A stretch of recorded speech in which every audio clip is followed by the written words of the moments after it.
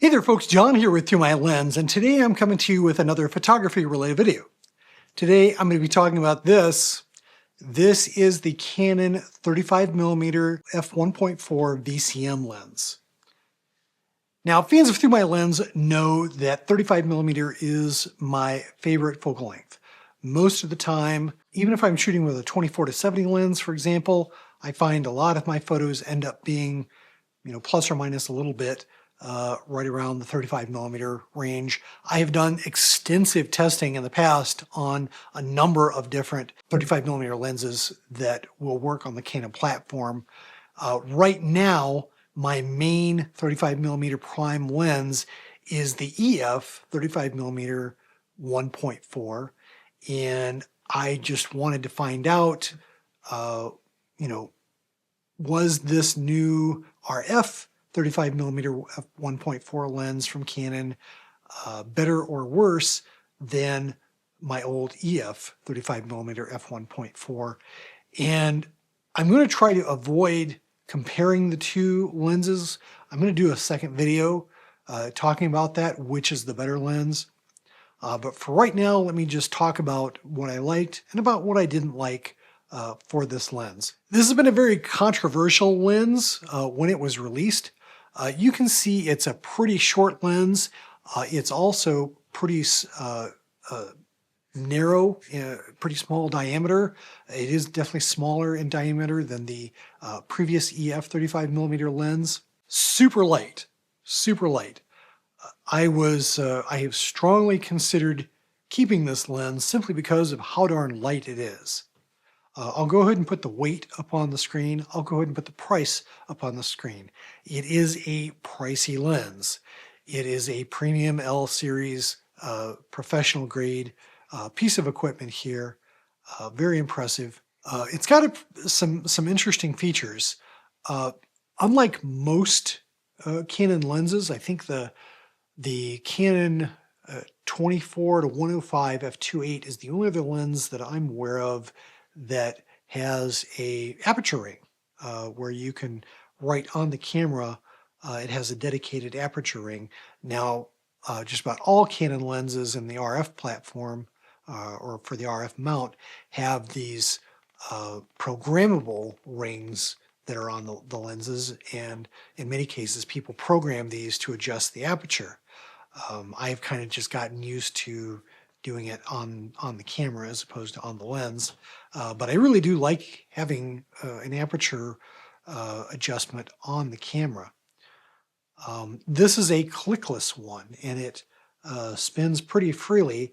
And I initially found myself, when I was trying to take some test photos and I wanted to make sure I was at a certain aperture setting, I did find myself bumping the lens and knocking it to a different aperture setting.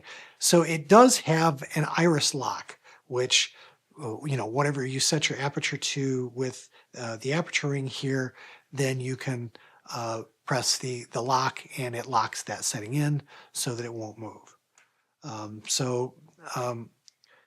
Kind of an interesting feature, but it's kind of unique to this lens.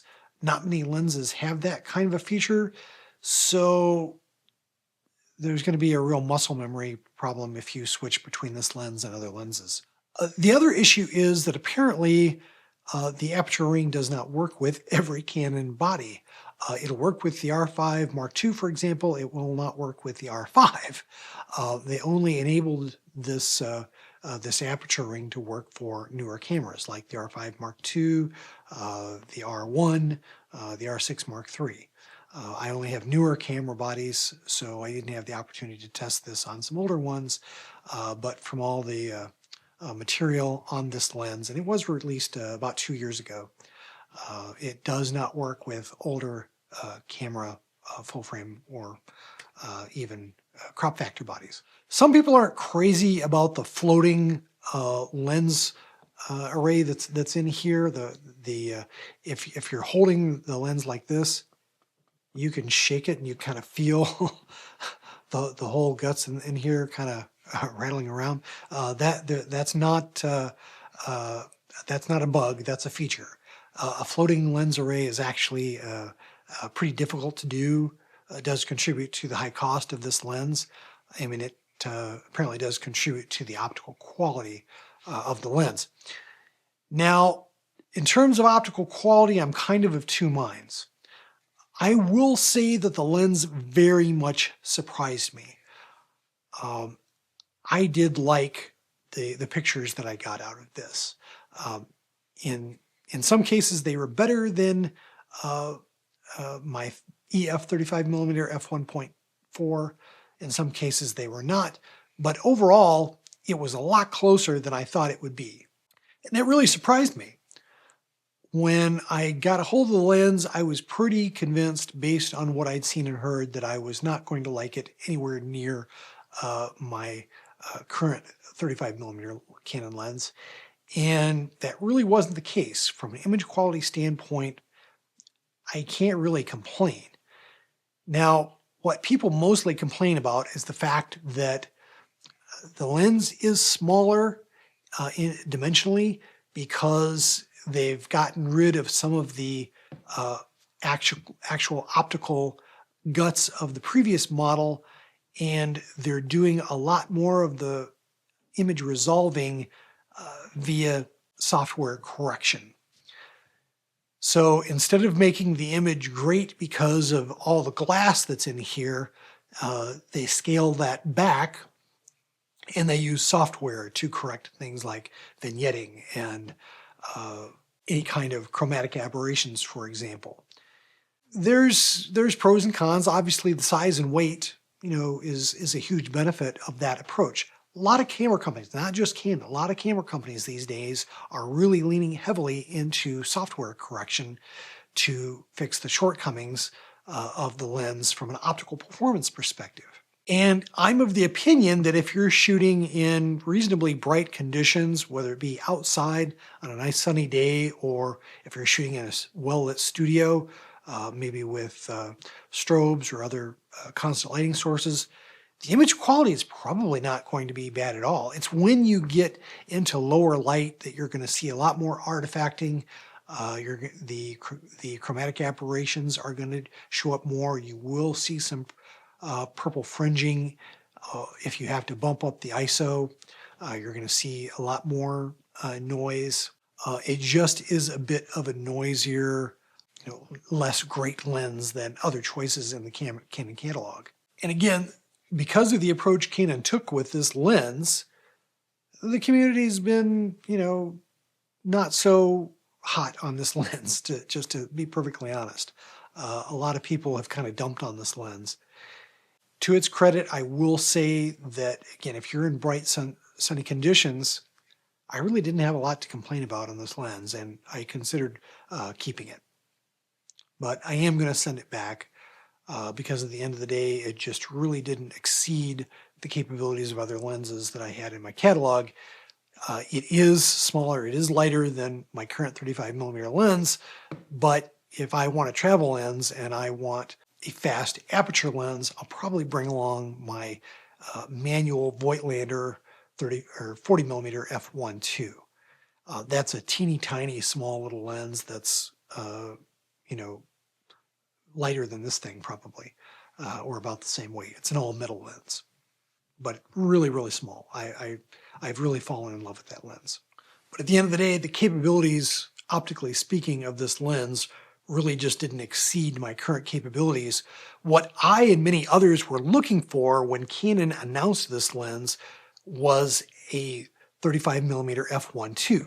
Canon has a 50mm f1.2. They have an 85mm f1.2. I have that. I have the 85mm. Fantastic lens, probably one of the best lenses I own. I think it's probably the best portrait lens you can buy. Done a video and a review on it here on Through My Lens. We thought that Canon was getting around to giving us a 35-1.2, and instead they gave us this 35mm VCM lens, which again, a lot of the features on this are designed for the hybrid shooter. That's one of the aspects that a lot of the people in the photography community really got irked about, is this wasn't a photography first lens. Canon historically has been a photography first camera company. But in the last couple of years, they've been leaning heavily into video, into hybrid capabilities. And this was one of the early hybrid lenses that they released with those VCM, that VCM motor. It's very, very quiet, again, designed for the video shooter. This lens doesn't hardly have any focus breathing when you use it in video. And this lens and several others in the VCM line are all about the same amount of, about the same size and weight.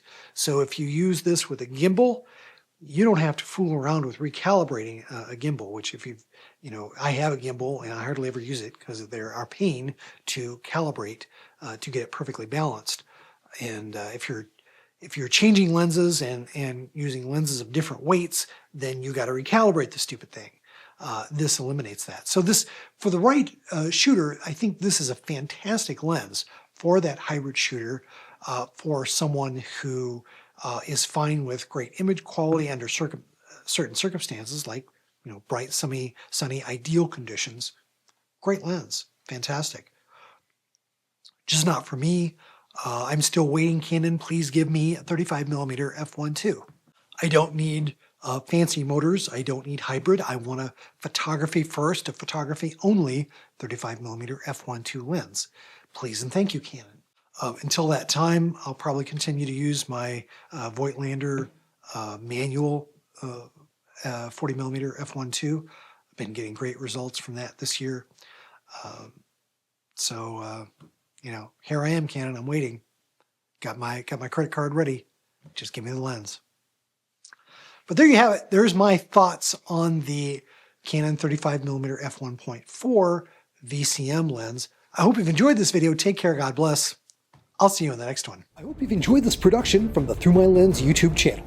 If you did, please click on the like button and do share the video on social media. If you'd like to see more content like it, please do subscribe to the channel, follow me on Instagram and Facebook, and do check out Through My Lens at www.throughmylens.org.